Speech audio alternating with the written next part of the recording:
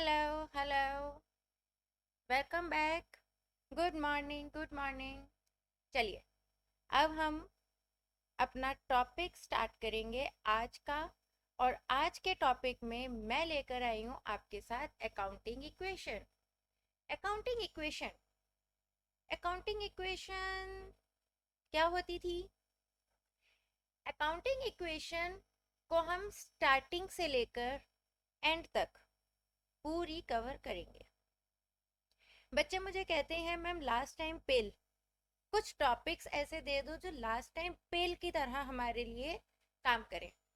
Means कुछ ऐसे topics दे दो जिनको हम अगर लास्ट टाइम बस ये टॉपिक कर लें तो इस टॉपिक को हमें और ना देखना पड़े। मैंने कहा ठीक है, फिर तो आपके लिए क्वेश्चन आंसर्स भी इन्वॉल्व करने पड़ेंगे। सो मैं question answers, concept from the beginning till the end पूरा कवर करूंगी। तो बिल्कुल भी निराश नहीं होना और बिल्कुल भी लूज नहीं होना, जोश से आगे बढ़ेंगे। सो स्टूडेंट्स, एक बात जो मुझे आपको बतानी है कि जो मटेरियल मैंने यूज़ किया है इस वीडियो में, ये मटेरियल स्पेशली आपकी अंडरस्टैंडिंग और आपके टाइम को ध्यान में रखकर क्रिएट किया है। मीन्स इस मटेरियल में कुछ भी ऐसा नहीं है जो आपके लिए ज़रूरी ना हो। आपकी बुक उठाई और आपकी बुक में से जितना भी इग्नोरेबल मटेरियल था मैंने सब हटा दिया। तो अब आपके पास सिर्फ उतना ही मटेरियल है जितना आपके लिए नीडेड है। अगर आप बच्चों को ये वाला मटेरियल चाहिए जो मैं यूज़ कर रही हूँ तो मैंने इसका लिंक डिस्क्रिप्शन में दिया है, आप जाकर वहाँ से डाउनलोड कर सकते हैं। फाइन, लिंक पर जाएं और जाके डाउनलोड करें।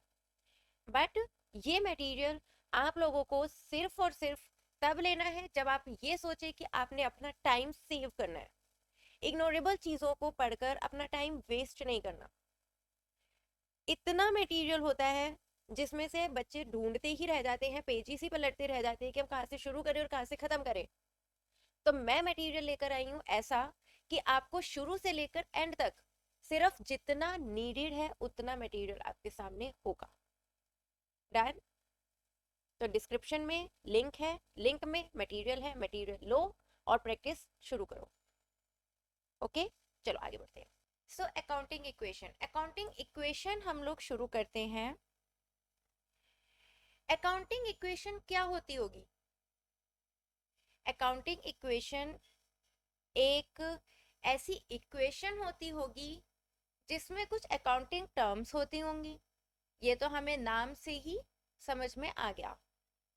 चलो, हम और क्या क्या कह सकते हैं अकाउंटिंग इक्वेशन को? जैसे हमने अकाउंटिंग इक्वेशन नाम को, मीनिंग को समझा, नाम से मीनिंग को समझा, वैसे ही क्या और भी नाम है इसके? डेफिनेटली। Fundamental accounting equation. अब फंडामेंटल अकाउंटिंग इक्वेशन बोलते ही हमको समझ में आया मींस ये कुछ ऐसी अकाउंटिंग इक्वेशन है, कुछ ऐसी इक्वेशन है अकाउंट्स की जो बिल्कुल फंडामेंटली क्रिएट होती है। मींस बिल्कुल ओरिजिनल एंट्रीज की तरह, या मैं कहूंगी बिल्कुल बेसिक एंट्रीज की तरह फॉर्म होती हैं। फाइन। बैलेंस शीट इक्वेशन, हम एक और वर्ड से डिनोट करते हैं अकाउंटिंग इक्वेशन को और वो नाम है balance sheet equation. Balance sheet equation, yes. क्यों क्यों बैलेंस शीट इक्वेशन बोलते हैं, आगे देखते हैं। डेफिनेशन है अकाउंटिंग इक्वेशन की। The accounting equation is considered to be the foundation of the double entry accounting system. So here we have a important term. क्या है important term? Double entry accounting system. Double entry accounting system क्या होता है? जिसमें हर entry के dual effects हम examine करते हैं, हम आइडेंटिफाई करते हैं हर एक एंट्री के ड्यूअल इफेक्ट्स को। सो हमें ड्यूअल इफेक्ट्स को आइडेंटिफाई करके ड्यूअल एस्पेक्ट हमें शो करना होता है अपनी अकाउंट्स में। पर ये हम कैसे करेंगे? ट्रांजैक्शन एक होती है, ट्रांजैक्शन में हम एक ही एक्टिविटी कर रहे होते हैं, क्या उसमें ड्यूअल इफेक्ट्स हम निकाल सकते हैं? डेफिनेटली निकाल सकते हैं, मैं आपको बताऊंगी। तो मीनिंग क्या हो गया? An accounting equation represents the relationship between the assets, liabilities, and owner's equity of a person or business. Means accounting equation क्या रिप्रेजेंट करती है, क्या शो करती है, क्या बताती है आपको? रिलेशनशिप आपको बताती है किनके बीच में? Assets, liabilities and honours equity. Assets क्या होती हैं, लाइबिलिटीज क्या होती हैं, ऑनर्स इक्विटी क्या होती है, सब बताऊंगी। पेशेंटली एक एक बात को सुनो, पेशेंस रखो, एक एक क्वेश्चन आपका यहीं पर सॉल्व हो जाएगा। चलिए, एसेट्स, लाइबिलिटीज और ओनर्स इक्विटी के बीच की रिलेशनशिप को बताती कौन है? Accounting equation. Fine, so this is the relation. assets is equals to liabilities plus owners equity। एक बार दोबारा से, assets is equals to liabilities plus owners equity। ये गोल्डन रूल है, भूलना नहीं है। इसको ऐसे याद कर लो कि जब भी आपको अकाउंटिंग इक्वेशन बोले कोई, तुरंत ये फॉर्मूला माइंड में आना चाहिए। assets is equals to liabilities plus owners equity। ये इतना इंपॉर्टेंट है, एक एक टर्म समझाऊंगी, क्या मीनिंग है एसेट्स का, लाइबिलिटीज का, ऑनर्स इक्विटी का। आपको पता है तो भी सुनना, और नहीं पता है तो भी सुनना, सो दैट पता है तो और ज्यादा स्ट्रॉन्ग हो जाए, और नहीं पता है तो पता लग जाए। एसेट्स को हम लोग ए से डिनोट कर सकते हैं, स्मॉल ए। लाइबिलिटीज को हम लोग स्मॉल एल से डिनोट कर सकते हैं, और ऑनर्स इक्विटी को हम स्मॉल ई से डिनोट कर सकते हैं। Fine, so what is assets? Assets tangible और इंटेंजिबल हो सकती हैं। एसेट क्या होती है? कोई भी ऐसी थिंग, कोई भी ऐसी गुड्स, थिंग्स, एनीथिंग जो आप कैश में कन्वर्ट कर सकते हो, जिसको आप सेल करके आप कैश में कन्वर्ट कर सकते हो, जो एक्चुअल में आपके पास होती है पर कुछ टर्म के लिए होती है, मे बी कुछ शॉर्ट पीरियड के लिए या लॉन्ग पीरियड के लिए, बट होती किस लिए है? कि जब भी उसकी मैच्योरिटी डेट आएगी, या जब भी उसका आप यूज कर लोगे पूरा, या जब भी उसका टाइम, जो भी आपने टाइम स्लॉट आपने एक लिया है कि मैंने इस टाइम के लिए, इतने टाइम के लिए मैंने ये एसेट परचेज करी है, जैसे ही वो टाइम पूरा होगा वो एसेट को हम कैश में कन्वर्ट कर देंगे। इसमें फर्नीचर, इसमें मशीन्स, कुछ भी आ सकता है, सारी चीजें इसमें इन्वॉल्व हो सकती हैं। Anything, what I am saying, anything.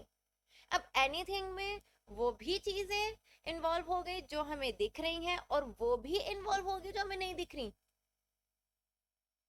Seriously, yes, जो हमें दिख रही हैं, जिसे हम टच कर सकते हैं, जिसे हम फील कर सकते हैं, और जिसे हम देख सकते हैं, वो तो हो गया टेंजिबल एसेट्स। ये तो आपको अब समझ में आ गया कि टेंजिबल एसेट्स वो एसेट्स हैं जो हम भले ही शॉर्ट पीरियड में या लॉन्ग पीरियड में, बट कभी भी हम उसको कैश में कन्वर्ट कर सकते हैं। What is intangible assets? Intangible assets जिसको हम ना टच कर सकते हैं, ना फील कर सकते हैं, और ना ही देख सकते हैं। ऐसी कौन सी एसेट्स हैं? बच्चे कहते हैं भूत। तो टेंजिबल एसेट्स कौन सी होंगी? एग्जांपल्स अगर मैं बोलूँ टेंजिबल एसेट्स के, यस, कैश और बैंक बैलेंस इन्वॉल्व हो सकता है, लैंड एंड बिल्डिंग या लैंड या building, anything, plant and machinery, accounts receivables हमें दिखते हैं। अब अकाउंट्स रिसीवेबल्स बच्चे कहते हैं कि मैम अकाउंट्स रिसीवेबल्स कैसे? क्योंकि अकाउंट्स रिसीवेबल्स तो एक पेपर है जिस पर हम लिख देते हैं कि हम आपको बाद में पेमेंट करेंगे या आपसे बाद में पेमेंट लेंगे। Accounts payable, accounts receivables, account receivables are the assets, क्योंकि हमको अकाउंट्स रिसीवेबल्स में कैश मिलना होता है। सो जब कैश मिलता है तो वो एसेट। सो अकाउंट्स रिसीवेबल्स में अब मुझसे बच्चे कहते हैं ये कैसे, बट मैंने कहा कि एक प्रॉमिस है जो मैं आपसे कर रही हूँ कि ठीक है मैं आपको अकाउंटिंग इक्वेशन स्टार्टिंग से एंड तक इसी लेक्चर में करवा दूंगी, क्वेश्चंस तक करवा दूंगी, और बोलो प्रैक्टिस तक करवा दूंगी। पर ये तो मैंने बोल दिया, ये मैंने प्रॉमिस कर दिया, पर क्या ये पूरा एक्यूरेट है?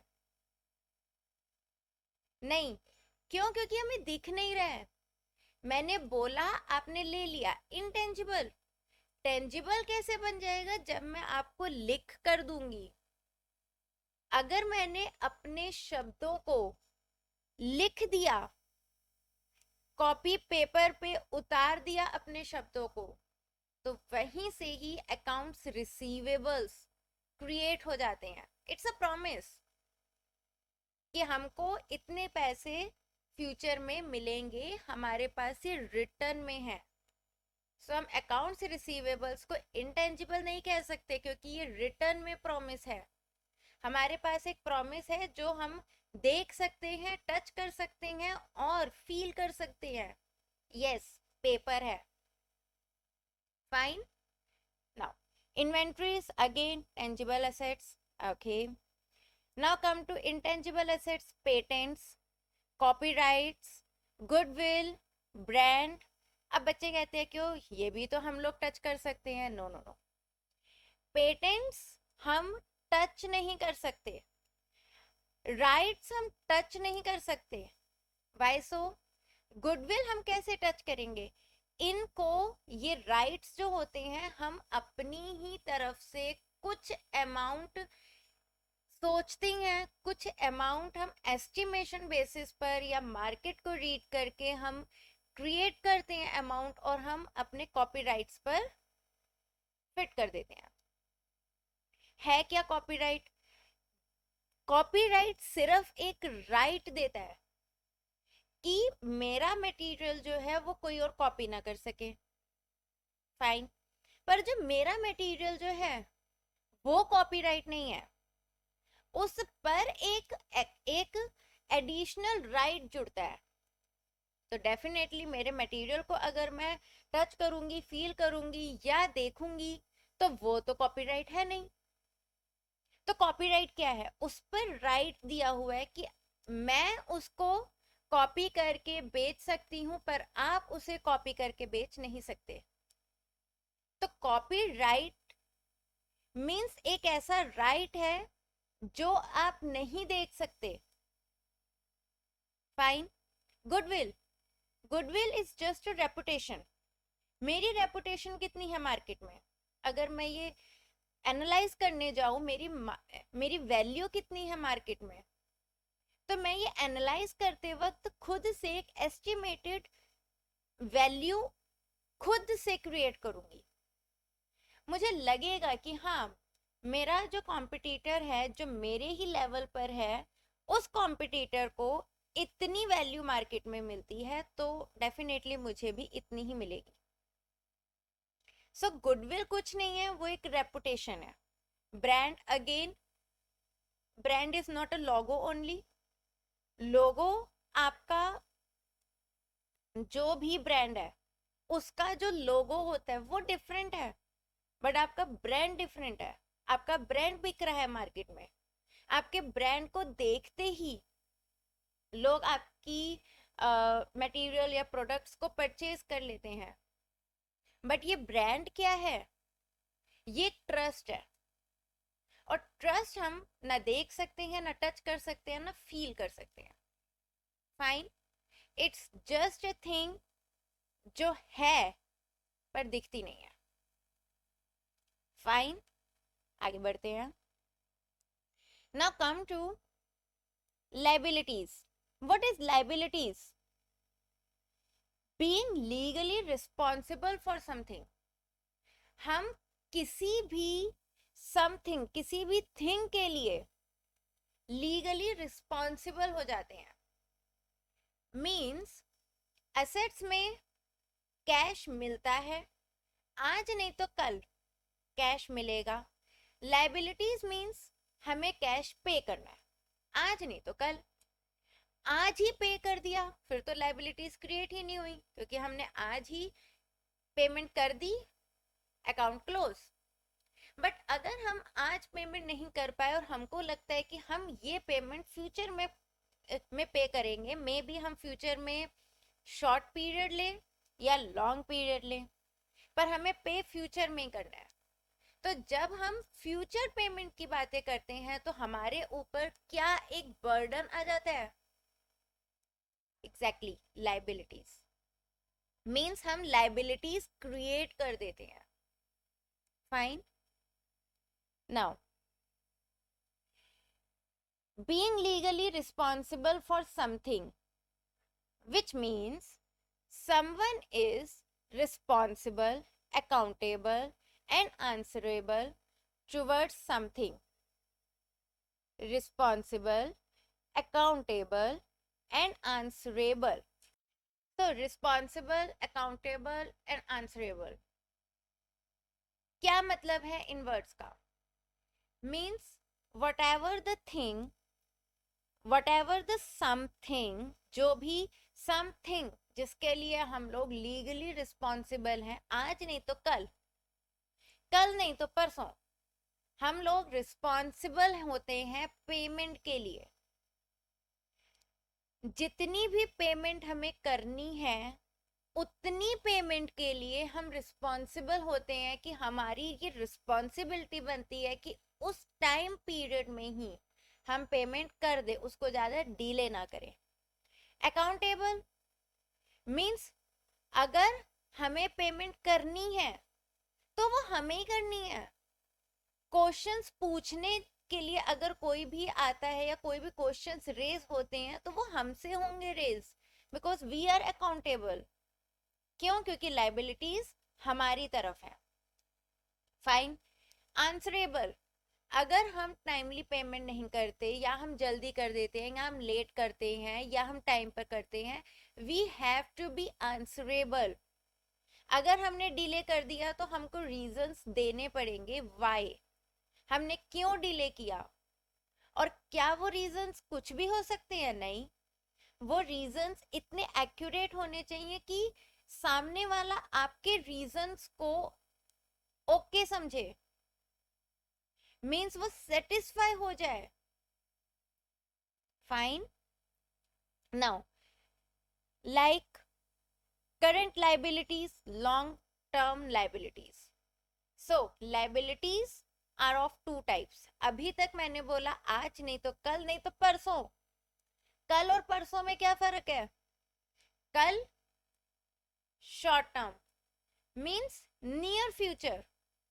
जब हम लोग नियर फ्यूचर की बात करते हैं, जब हम लोग ये कहते हैं कि with in the period of 12 months हम अपनी लाइबिलिटीज को सेटिस्फाई कर देंगे, हम अपनी लाइबिलिटीज के बर्डन को उतार देंगे, तो करंट लाइबिलिटीज हमारी 12 मंथ्स के पीरियड तक ही सीमित होती हैं. मीन्स 12 मंथ्स में अगर हमारी कोई भी लाइबिलिटीज पे हो गई, अकाउंट क्लोज हो गया, that means these liabilities are covered under current liabilities. What is long term liabilities? Long term liabilities means ऐसी liabilities जो 12 months के पीरियड में कवर नहीं होती. इनको पूरी तरह से सेटिस्फाई होने के लिए ये पूरी तरह से अकाउंट्स क्लोज होने के लिए 1 साल से ज्यादा टाइम लगता है। मीन्स ये अमाउंट या तो बड़ा होगा या अमाउंट कम भी हो, अमाउंट से हमें फर्क नहीं पड़ता, बट टाइम मीन्स पेमेंट की डेट 12 मंथ्स के बाद होनी चाहिए। मीन्स आज से 12 मंथ्स के बाद। फाइन। सो 12 मंथ्स का पीरियड 1 ईयर, 1 ईयर का पीरियड डिसाइड करता है कि आपकी लाइबिलिटीज करंट है या लॉन्ग टर्म है। 1 ईयर के विद इन हो, with in 1 year means current liabilities, after 1 year long term liabilities. Fine. Current liabilities, wages, accounts payable, taxes, and long term liabilities, long term bonds, long term lease, long term warranties. Fine. Now owner's equity. What is owner's equity? Owner's equity means owner's capital. Equity, equity is something like capital. Fine. Assets minus liabilities means हमारे पास जितनी भी assets हैं, means ऐसी things जो cash में convert हो सकती हैं, जिनसे हमको बेनिफिट मिल सकता है, जिनसे हमको कैश मिल सकता है, जिनसे हमारा बैंक बैलेंस इंक्रीज हो सकता है, उसमें से हम अपनी लाइबिलिटीज को माइनस कर देते हैं जो हमें पे करना है। उसके बाद जो बचता है that is honours equity. Means whatever हमारे पास है, whatever the things, जो भी थिंग्स हमारे पास हैं, जो भी अमाउंट हमारे पास है, for example we have 100 rupees. Fine. हमारे पास 100 रुपीज हैं और हमको पेमेंट करनी है इन फ्यूचर 50 रुपीज की। फाइन। 100 रुपीज में से 50 रुपीज तो हमें पेमेंट करनी है, तो हम 50 रुपीज को साइड कर देंगे। भाई ये तो हमें पेमेंट के लिए सेव करके रखनी है, जैसे ही डिमांड आएगी कि अपनी लाइबिलिटीज को पे करो, हम तुरंत पे कर दें, तो हमने ये 50 रुपीज साइड कर दिए। अब जो बच गए 50 रुपीज वो क्या है? वो ऑनर्स इक्विटी है, वो ऑनर्स की मनी है, वो ऑनर्स की जेब में जाएंगे। फाइन। वो ऑनर्स के लिए बेनिफिट हो गया। Assets minus liabilities is honours equity. Available capital plus retained earnings. Now honours के पास अब ऑप्शन होता है, या तो वो सारा ही अमाउंट अपनी रिटेन अर्निंग को समझकर अपने साथ अपने घर ले जाए, या फिर वो कैपिटल में ही उसको इन्वेस्ट कर दें। अब कैपिटल में अगर वो लोग एड ऑन कर देते हैं अपनी ऑनर्स इक्विटी को, तो उससे क्या होगा? बिजनेस की ग्रोथ में काम आएंगे वो पैसे। सो ऑनर्स के ऊपर डिपेंड करता है कि वो अपनी सारी अर्निंग्स जो उन्होंने एसेट्स माइनस लाइबिलिटीज के बाद जो बच गई है ऑनर्स इक्विटी, उसका वो क्या करते हैं। अवेलेबल कैपिटल अगेन होता है, कुछ तो एक कैपिटल होगा ना हमारे बिजनेस में जिसकी वजह से हमारा बिजनेस रन कर रहा है, और रिटेन अर्निंग्स भी होंगी। पर ये दोनों ही किसकी मनी है? ये दोनों ही ऑनर्स की मनी है। Very good. Equity previous years balance plus capital added during the year plus retained earnings plus present year's net profit minus withdrawals is owners equity। ये काइंड ऑफ फॉर्मूला है जो आप लोगों के सामने है। इक्विटी जो हमारी लास्ट ईयर से इस ईयर में कैरी फॉरवर्ड होकर आई है, फाइन, प्लस जो हम अपना इस साल में कैपिटल ऐड कर देते हैं, for the growth of the company और ऑर्गेनाइजेशन, प्लस जो रिटेन अर्निंग, हम भी तो कुछ कमाएंगे, ऑनर्स क्या कहते हैं, हम भी तो कुछ कमाएंगे, fine. Present years net profit, net profit जो हमारा इस साल हुआ वो भी हम ऑनर्स की ही वजह से वो होता है, वो भी ऑनर्स की ही मनी है, fine.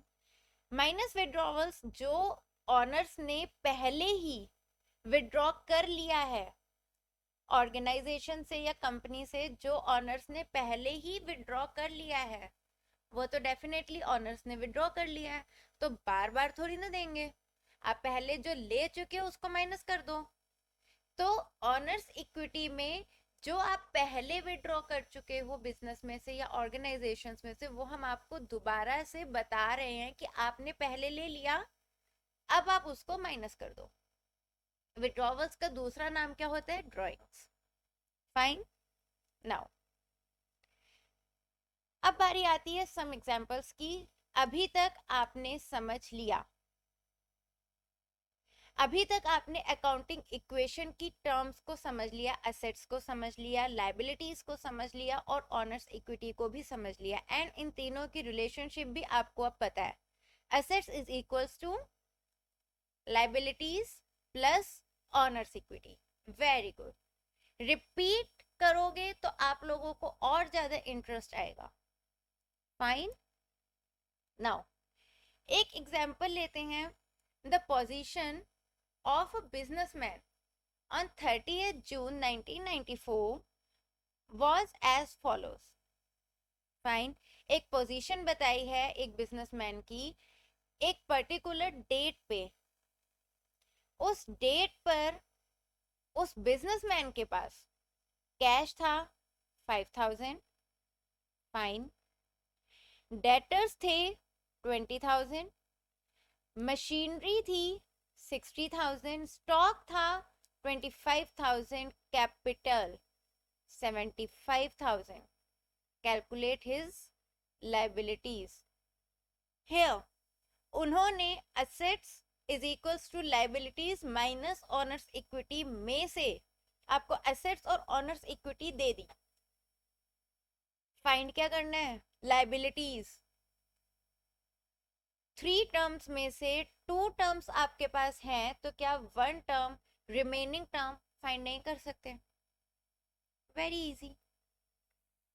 Now here assets include cash, debtors, machinery and stock. आप लोगों को ये इसलिए बताया है, अगर माइंड में स्टिल कोई भी डाउट हो तो माइंड में से अब डाउट क्लियर करो। एसेट्स में क्या क्या आ जाएंगे, cash, debtors, machineries and stock.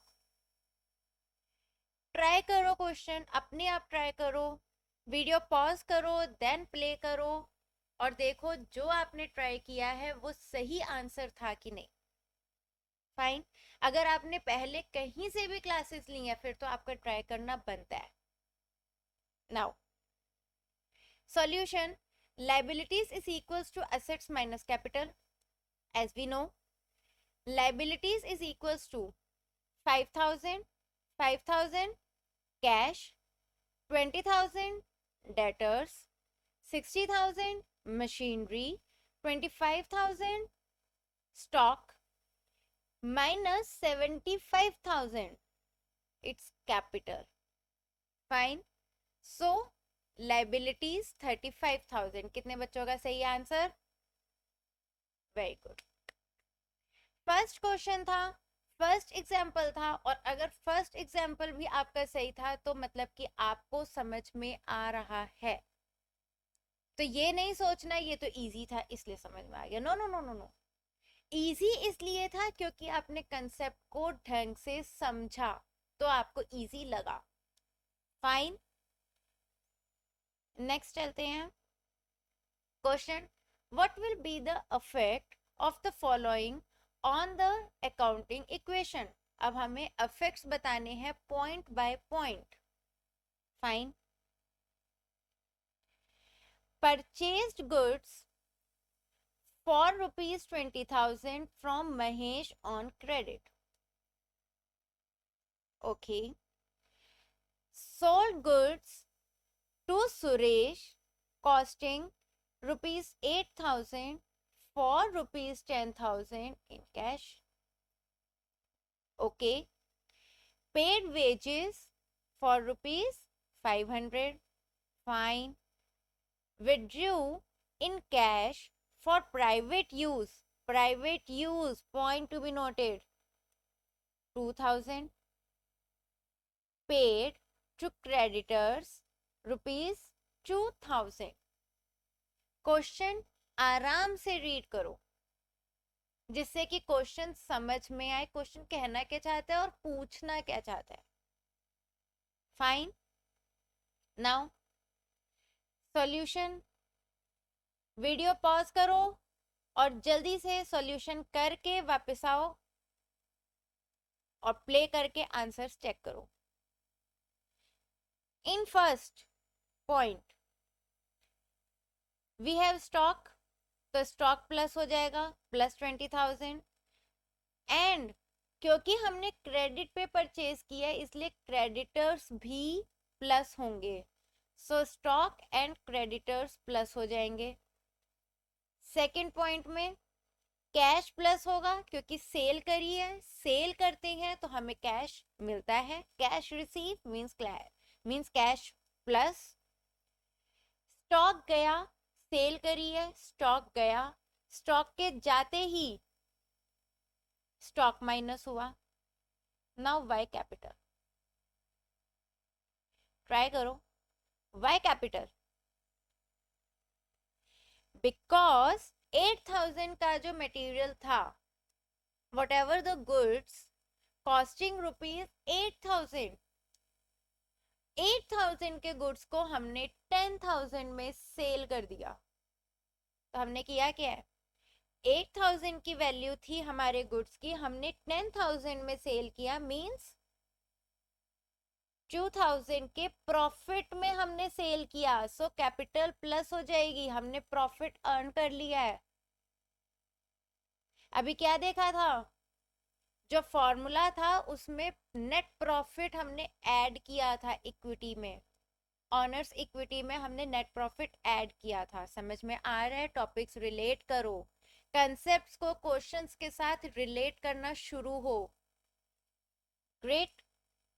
Now paid wages, cash minus हो गया, कैपिटल भी माइनस होगा. वाई कैपिटल, क्योंकि हम वेजेस पे कर रहे हैं.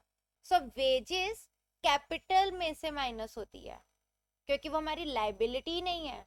जब तक ड्यू नहीं होती तब तक लाइबिलिटी नहीं होती. एक बार ड्यू हो गई वेजेस, उस और ड्यू होने पर भी अगर हमने पे नहीं करी फिर वो लाइबिलिटीज बन जाएंगी. फाइन. मींस हमारी आज अगर वेजेस ड्यू हो गई और हमने पे कर दिया, मींस हमने अपने कैपिटल को माइनस कर दिया. अगर हमारी ड्यू आज हुई और जैसे ही हमारी वेजेस ड्यू हुई हमने उनको पे नहीं किया, हमने कहा कि हम आफ्टर सम टाइम हम आपको पेमेंट कर देंगे, तो till that time, in that time वो वेजेस हमारी लाइबिलिटीज में शो होंगी क्योंकि अब हम उन वेजेस के लिए अकाउंटेबल भी हैं, रिस्पॉन्सिबल भी हैं और आंसरेबल भी हैं. फाइन. नाउ सो कैश गया तो कैश माइनस होगा प्लस कैपिटल भी माइनस होगा क्योंकि हमारा प्रॉफिट कम हो रहा है 500 से, हम पे कर रहे हैं. Fine. Fourth point, withdraw in cash for private use 2,000 means cash minus हो गया. क्यों? क्योंकि ऑनर्स ने 2,000 कंपनी से विड्रॉ कर लिए, अपनी ऑर्गेनाइजेशन से विड्रॉ कर लिए. जैसे ही विड्रॉ किए कैश तो माइनस हो गया, कैपिटल भी माइनस हुआ. क्यों? क्योंकि प्राइवेट यूज के लिए ऑनर्स ने ही, अपने ही ऑनर्स ने कंपनी से पैसे विड्रॉ कर लिए. सो जैसे ही विड्रॉ किए वैसे ही कैपिटल माइनस हो गई. फाइन.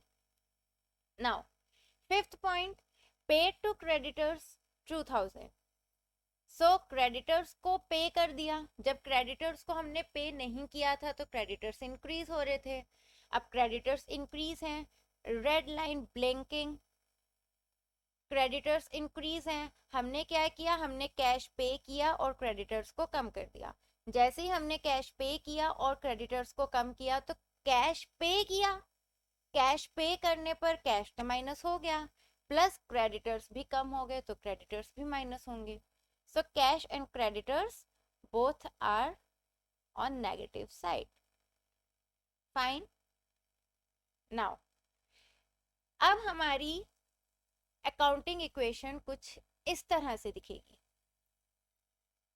स्टॉक में first point 20,000 at, creditors liabilities 20,000 एट, सेकेंड पॉइंट 8,000 माइनस, स्टॉक में से 8,000 माइनस करना है और कैश में 10,000 प्लस कर देना है, साथ ही 2,000 कैपिटल में भी ऐड करना है।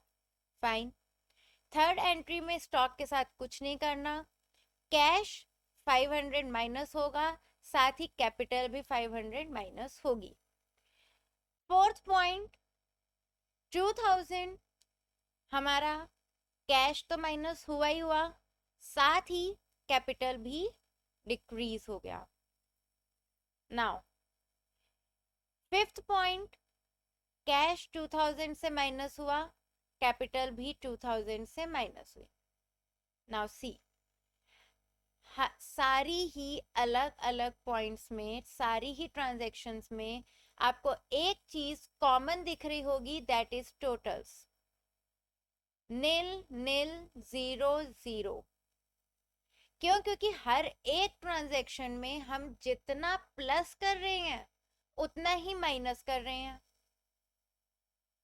या हम असेट्स और लाइबिलिटीज में से सेम अमाउंट माइनस कर रहे हैं जिसका अफेक्ट निल हो जाता है, हमको पता है। नाउ 2,000 ड्राइंग्स हैं, याद रखना, लिख लो। 2,000 को हम लोग ड्राइंग से ही डिनोट करते हैं, लिख लो, नोटिंग कर लो। An accounting equation is an accounting formula. जो हमारी अकाउंटिंग इक्वेशन है वो हमारी एक्चुअल में अकाउंटिंग फॉर्मूला है, which indicates that a company's assets are always equal to the total of liabilities and capital. Means जो हमारी असेट्स हैं वो लाइबिलिटीज और कैपिटल के टोटल में, लाइबिलिटीज प्लस कैपिटल के रिजल्ट के इक्वल ही होगी। Fine. Now next question, a business on 1st April 2011 with a capital of rupees 5 lakhs. Fine. On 31st March 2012, capital invest करी है 2011 में और 31st मार्च 2012 में his assets were worth rupees 7,80,000 and liabilities 70,000.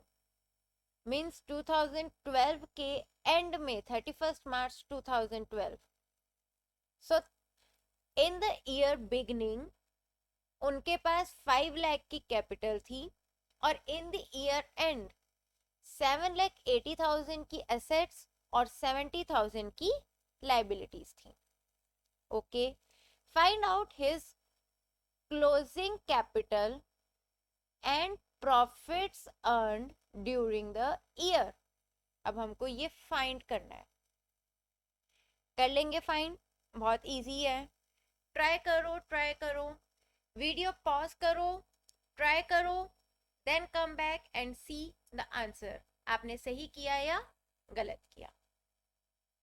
Come solution, closing capital is equals to closing assets minus closing liabilities, as of course. हमको closing capital find करने के लिए closing assets और क्लोजिंग लाइबिलिटीज की ही रिक्वायरमेंट होगी। सो हमारे पास क्या क्लोजिंग एसेट्स और क्लोजिंग लाइबिलिटीज हैं? ऑफ कोर्स है। 31 मार्च 2012 में हमारे पास जो एसेट्स और जो लाइबिलिटीज हैं वो क्लोजिंग ही तो है। Great. So we have 7,80,000 minus 70,000 is 7,10,000। हमारे पास क्या आ गया? Closing capital. Very good. Now profit. Profit कितना आएगा? Closing capital minus opening capital, जितना स्टार्टिंग में था और जितना ईयर एंड में है, दोनों कैपिटल्स का डिफरेंस इज आर प्रॉफिट। जो हमने इस साल कमाया वो हमारा इस साल का प्रॉफिट हुआ। तो वो निकलेगा कैसे? जो हमारे पास पहले था प्रॉफिट, उसमें जो हमने इस साल का प्रॉफिट अर्न किया, मींस जो हमारे पास पहले का था वो तो कैपिटल है, ईयर बिगनिंग की कैपिटल है।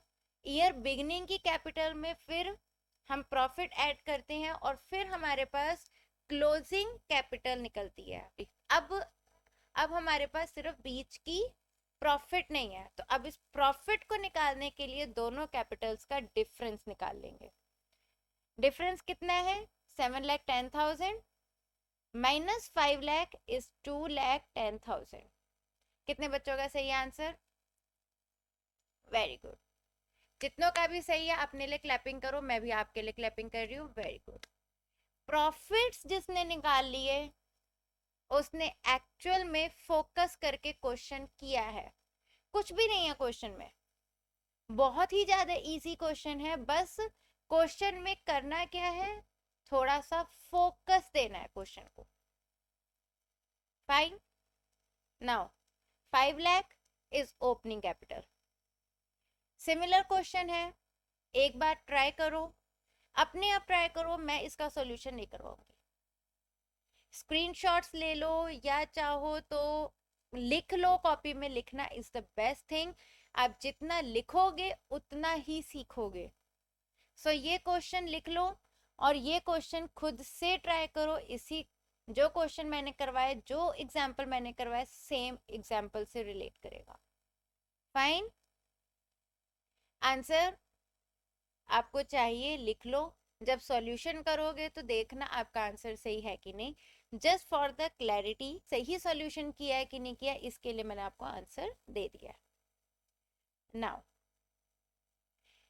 नेक्स्ट क्वेश्चन, और I can say next example पे मूव करते हैं। Prepare accounting equation from the following. In point से हमें अकाउंटिंग इक्वेशन प्रिपेयर करनी है। Done. Sandeep started business with cash for rupees 1,00,000। 1,00,000 rupees से संदीप ने अपना बिजनेस स्टार्ट किया है कैश देके। एसेट्स नहीं दी है, कैश दिया। Cash is also included in assets. Fine. Now purchased furniture for cash 5,000। Purchased goods for cash 20,000। Purchased goods on credit for 36,000। Point to be noted. Paid for rent 700। Goods costing rupees 40,000 sold at a profit of 20% for cash। Try करो, जल्दी से try करो। मैं solution दिखाने वाली हूँ, जल्दी से वीडियो पॉज करो, ट्राई करो, अपनी कॉपीज में ट्राई करो और फिर वीडियो प्ले करो और देखो आपने आंसर सही किया था या नहीं। और सॉल्यूशन अगर सही किया था तो आप लोगों को आएगा जोश। चलिए, आपकी अकाउंटिंग इक्वेशन कुछ इस टाइप से दिख रही होगी। First column serial number, then transactions, then assets, liabilities and capital। Is that clear? हम जितने टर्म्स हमारी एसेट्स की क्वेश्चन में इंक्लूड होती हैं उनको हम एज अ हेडिंग लिख लेते हैं ऊपर, कि हमें बार बार ना हमें लिखना पड़े कैश के। हम बार बार तो हमें कॉलम्स नहीं बनाने चाहिए। एक बार हमने कैश लिख दिया, अब जितनी बार प्लस माइनस होगा यहीं पर ही हम प्लस माइनस कर देंगे कैश। ऐसे ही फर्नीचर स्टॉक हम एसेट्स में ही फर्दर कॉलम्स बना लेते हैं जैसे मैंने बनाए हैं। फाइन। ऐसे ही लाइबिलिटीज में हमारे पास बस एक ही लाइबिलिटीज क्रिएट होंगी क्रेडिटर्स की, तो हमने क्रेडिटर्स भी एक लाइबिलिटीज के कॉलम में ही एक और सब कॉलम बना लिया क्रेडिटर्स का। Fine. Now Sandeep begin his company with cash, means cash तो 1 लाख का ऐड हो गया, प्लस हो गया, साथ ही कैपिटल भी 1 लाख से ऐड हो गई।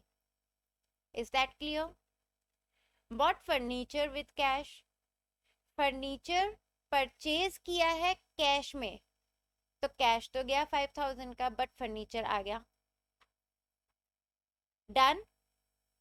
Now bought goods with cash 20,000 का गुड्स हमने परचेज किया। जब भी हम कुछ परचेज करते हैं तो कैश दे देते हैं, कैश पे कर देते हैं, कैश माइनस हो गया, बट हमारे पास गुड्स आ गए, स्टॉक आ गया। गुड। नाउ गुड्स परचेज करे हैं क्रेडिट पे, जब हमने क्रेडिट पे गुड्स परचेज करे हैं तो डेफिनेटली गुड्स तो ऐड होंगे, साथ ही ऐड होंगे creditors. Done. Paid rent, rent पे किया तो कैश माइनस हो गया क्योंकि पेमेंट गई, और जैसे ही पेमेंट गई तो हमारी कैपिटल में से भी माइनस हो गया। Fine. Now goods costing ₹40,000 sold at 20% profit, means 40,000 का सबसे पहले स्टॉक माइनस हुआ है। ये वाली एंट्री किस किस की सही थी?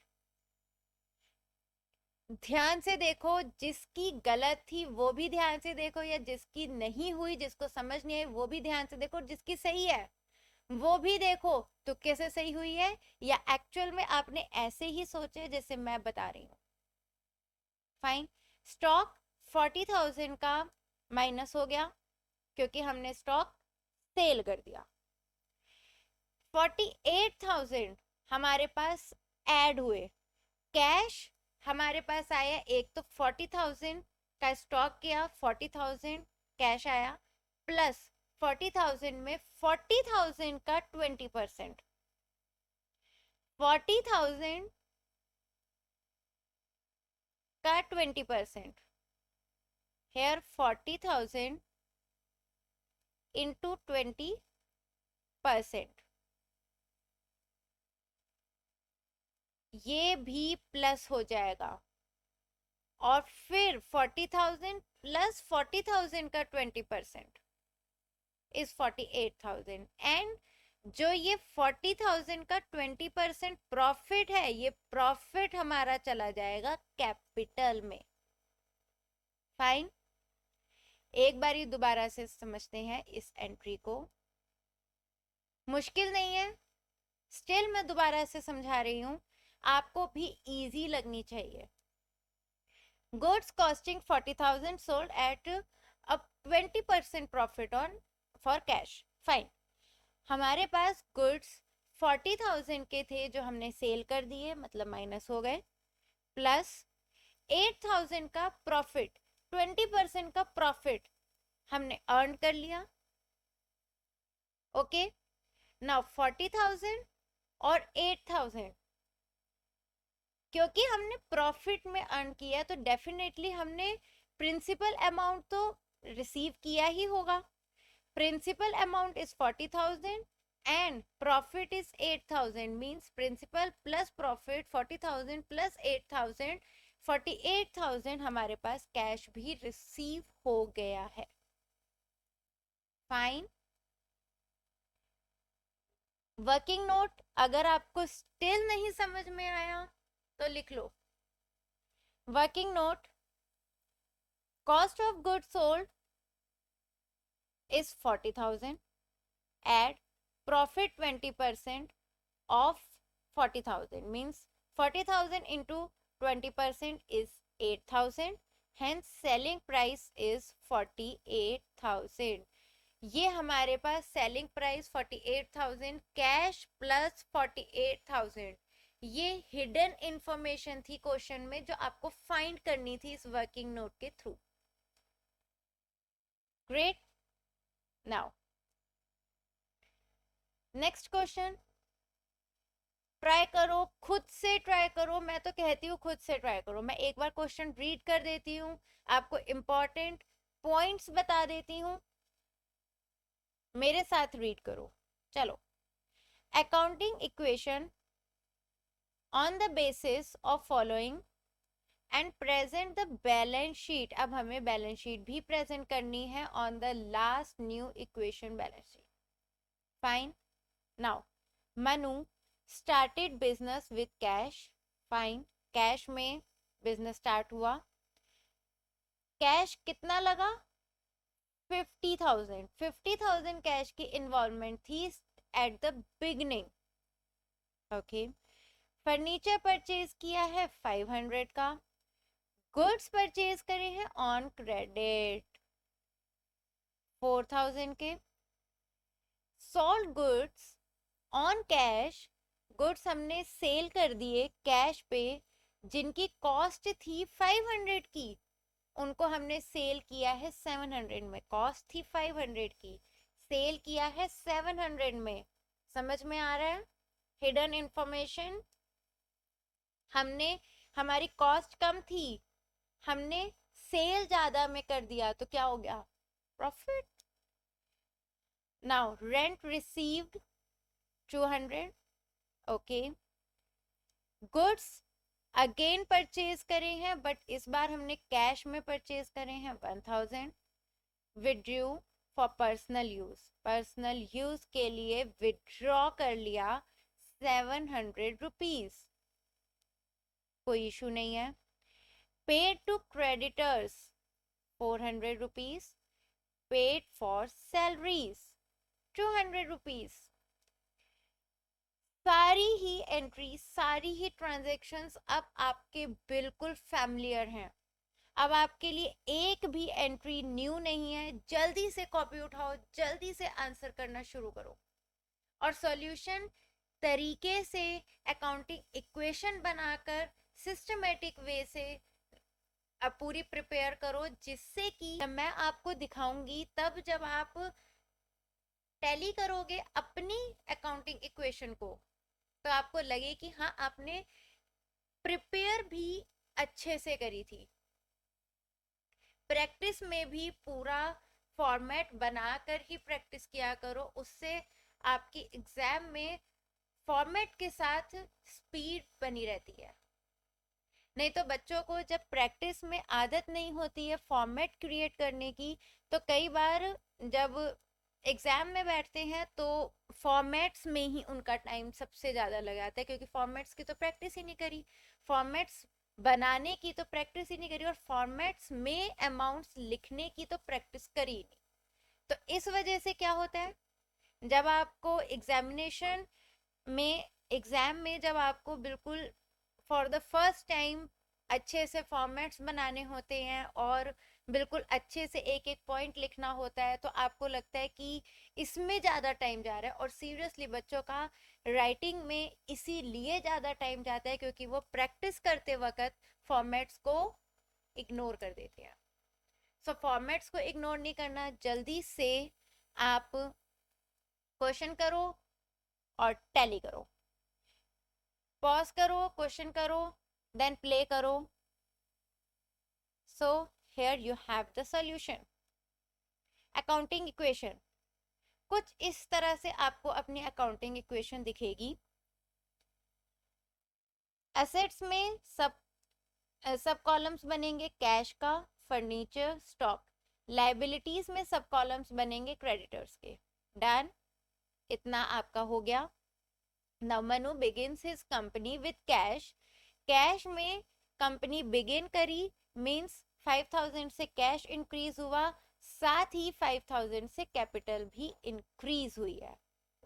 नाउ फर्नीचर परचेज किया है, सो परचेज किया है, फर्नीचर आया है, बट कैश पे कर दिया, तो कैश माइनस, कैश पे करते cash minus, but furniture plus, furniture तो आया है, परचेज किया है। Now goods purchase on credit, goods हमने परचेज किए, परचेज करते ही गुड्स के परचेज करते ही गुड्स तो स्टॉक में ऐड हो गए, एंड क्योंकि हमने कैश में परचेज नहीं करे हैं इसलिए हमारी क्या इंक्रीज हो जाएंगी, क्रेडिटर्स, हमारे क्रेडिटर्स इंक्रीज हो जाएंगे क्योंकि हमने क्रेडिट पे परचेज करे हैं। Fine. Now sold goods on cash, हमने कैश में गुड्स को सेल कर दिया है, जिनकी कॉस्ट थी 500 की, पर हमने उनको सेल कितने में किया था, 700 में, मीन 700 तो हमारे पास कैश आया, गुड्स गए और कैश आया, गुड्स कितने के गए, 500 के, कैश कितना आया, 700 का, और हिडन इंफॉर्मेशन भूलना नहीं है, 700 माइनस 500 इज 200, हमारा प्रॉफिट भी है। कितने बच्चों का ये वाला पॉइंट सही था, टेल मी। Very good. ये पॉइंट अभी पीछे करवाया था, बट उस पॉइंट की लैंग्वेज अलग थी क्वेश्चन में, और इस पॉइंट की लैंग्वेज अलग है, बाकी सब सेम है। Very good. Now received rent, rent receive किया मींस हमने कैश रिसीव किया है 200 प्लस, और क्योंकि हमने रेंट रिसीव किया है तो कैपिटल में हमारे 200 प्लस होंगे। ओके, अगेन हमने गुड्स परचेज करे हैं विद कैश, इस बार हमने कैश में गुड्स परचेज करे हैं, तो कैश गया, पेमेंट जब भी होती है कैश में तो कैश तो चला जाता है, कैश पे कैश गया 1000 माइनस, लेकिन जब कैश गया तो बदले में आया क्या, स्टॉक, तो स्टॉक ऐड हो जाएगा। Very good. Now withdraw for personal use, personal use के लिए जब भी हम विड्रॉ करते हैं तो क्या होता है, सबसे पहले तो 700 कैश, कैश माइनस हो जाएगा क्योंकि वो तो विड्रॉ हो गया, माइनस हो गया कैश, प्लस कैपिटल भी तो माइनस हुई है 700 से। Fine. Now paid to creditors, creditors को हमने पेमेंट करी है, जब हम पेमेंट करते हैं पे करते हैं तो कैश माइनस होता है, अब आप सबको पता है। और क्योंकि हमने क्रेडिटर्स को पे कर दिया, पहले जो क्रेडिटर्स 400 से ज्यादा थे, रेड ब्लिंक कर रहे थे, वो ब्लिंक रेड निशान, खतरे का निशान, हमको पेमेंट करनी थी, वो पेमेंट हमने कर दी, तो क्रेडिटर्स भी शांत हो गए, वो कम हो गए। फाइन। सो 400 से क्रेडिटर्स भी माइनस हो गए। Very good. सैलरीज पे, हमने सैलरीज पे करी मीन्स हमने कैश माइनस कर दिया, पेमेंट कर दी, कैश माइनस कर दिया, और कैपिटल भी माइनस होगा क्योंकि हमने सैलरीज पे करी है। फाइन। कितने बच्चों का ये पूरा सॉल्यूशन सही था विथ फॉर्मेट, अपने आप को शाबाशी दो। वेरी, मतलब कि आप बच्चे फोकस करके सुन रहे हो बातें, और ये जरूरी है, पेशेंस देना तो जरूरी है, साथ में अपना फोकस देना भी जरूरी है। बैलेंस शीट हमारी कुछ इस तरह से दिखेगी, एसेट्स में एसेट्स, एसेट्स क्या है हमारी,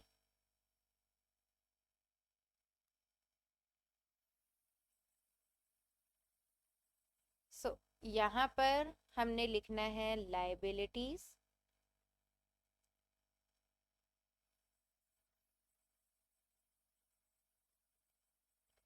और यहाँ पर हमारी आएंगी असेट्स। फाइन। चलो, तो लाइबिलिटीज में क्रेडिटर्स और कैपिटल आएंगे, लाइबिलिटीज साइड में, कैपिटल को हम बैलेंस शीट में लाइबिलिटी साइड में ही दिखाते हैं, तभी तो assets is equals to liabilities and owners एक इक्विटी होता है।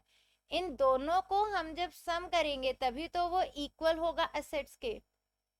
इसलिए हम लोग लाइबिलिटीज के ही कॉलम में, बैलेंस शीट में लाइबिलिटीज के ही कॉलम में लाइबिलिटीज एंड ऑनर्स इक्विटी को शो करते हैं। फाइन।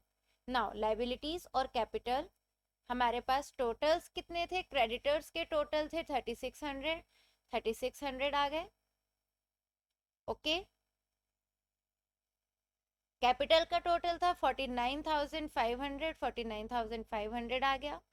कैश का टोटल था 48,100। नाउ असेट्स में कैश कितना आएगा?